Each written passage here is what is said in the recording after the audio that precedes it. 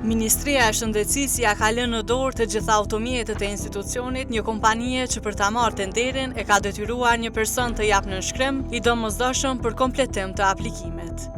26 vetura të ministrisë do të servisohen nga një kompani me emrin Gane B. Krasniqi Suzuki, që ka fituar tenderin prej 60.000 eurove duke përdorur nënshkrimin e Bujar Gjocajt, inxhinier i elektroteknikës, pa dijenin e tij. Gjocaj e pranon edhe vetë në një email se diploma e tij është keq përdorur dhe se nuk është në kurrfarë marrëdhënie pune me kompaninë fituese. Unë nuk kam ndonjë parakontrat me askënd për këtë tender dhe ajo kopje nuk është nga unë, thot Gjocaj në email.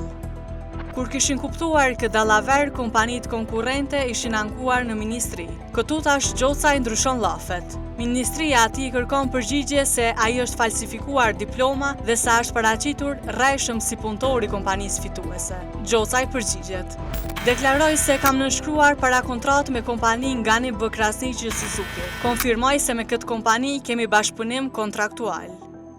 Por në një incizim që ka siguruar Vox Kosova, Gjocaj përgënjeshtron veten. Aty ai e pranon se gjithçka bëri nën presion. Unë po bëj drejtë do të bëj, tona, unë vetë po bëj, domthon procenti i vizit që janë ona vetë. Pe shoh po tani pe kilan. E vetë ke planuar, që onë s'do pa vjen në stan. Unë po bëj, e ora tash ja sti email në as profesional. Në fakt që tani vazhdoi të fort. Ta email e di që ke shkruar, ta ka votë. Jo, unë po procesu, e po hek, po haloma profesional. Forma profesional, që ka votë, ka marrë. Tani rasti gjendet në organin shërtues të prokurimit pasi janë ankuar kompanitë e tjera që aplikonin në tender. Në ndërkohë, kontrollimi i veturave të ministrisë mbetet të bëhet nga kompania që obligon njerëz për t'ia plotësuar dosjet për tenderim.